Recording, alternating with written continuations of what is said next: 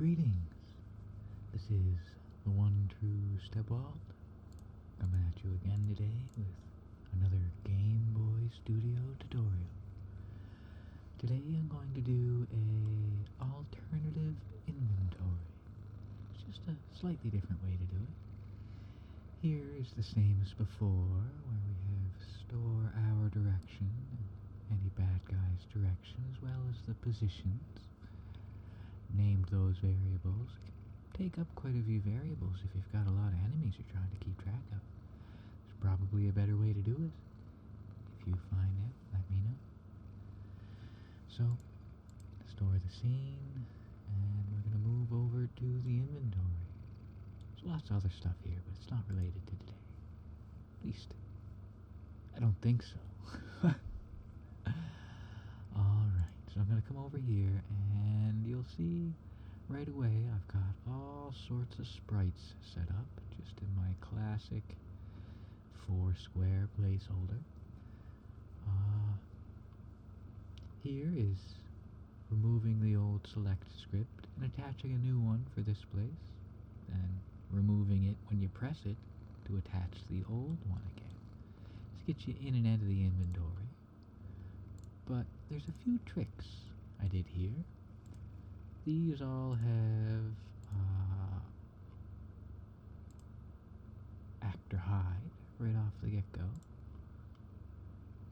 And these also have actor hide for everything that's not in the quadrant, the quarter. And everything that's in the quarter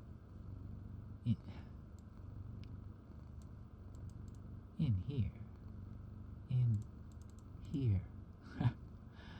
on the triggers. These are these two triggers for this quadrant. In them is if variable has flag, actor show for all of those. And yeah, that's about it. So you have on these, on interact, add event, variable set flag, let's say weapon, or if you're doing it the other way, I'm doing it this way myself. You could have set weapon 2, and on one of these, whenever you pick up the item in the game, air quotes, that unlocks this, will say all we're really doing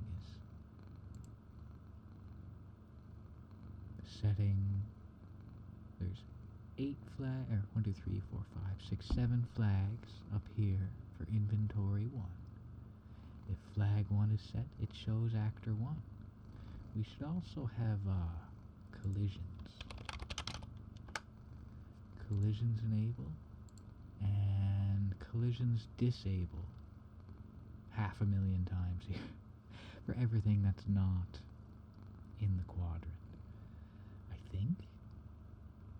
Anyway, this way, whenever we come into this scene, we can interact with these as we've set up on each of these to do whatever we want them to do. Change our main weapon button, or perhaps over here changes the button on A instead of B. This is where we keep our potions, or feather, or running boots, or whatever magical items it is. There's one little, I don't know, do you call it a bug? It's a small conundrum.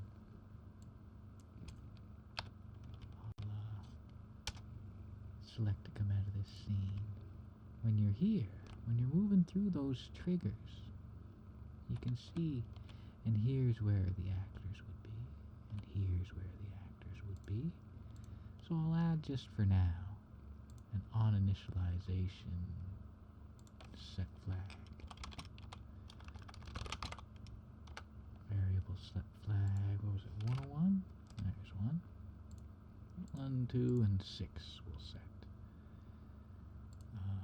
And on 2, 2 on interact, set variable to value.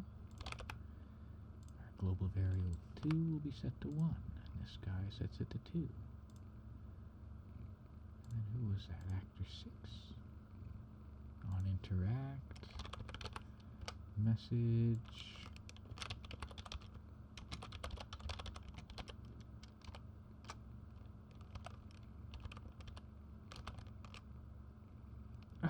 it's only going to spit out a number.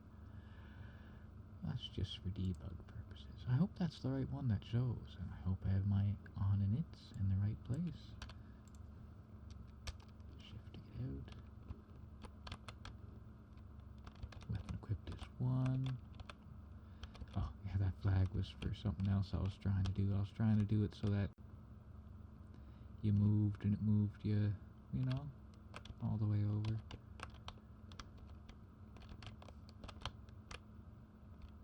It'd be nice if these had a little message dialogue as well. All sorts of things you could add.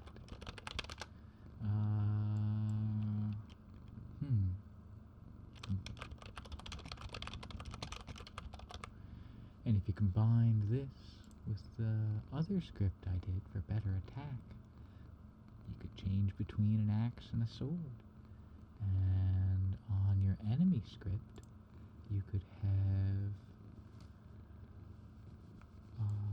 if weapon variable is equal to 1, when collision, deal set damage.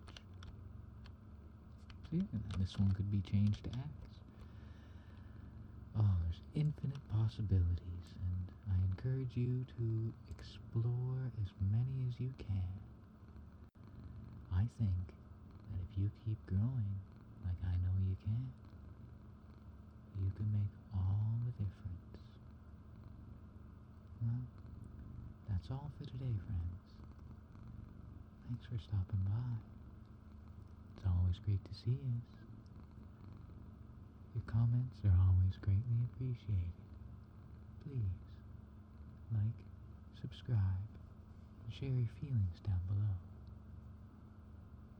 Until next time, see you real soon.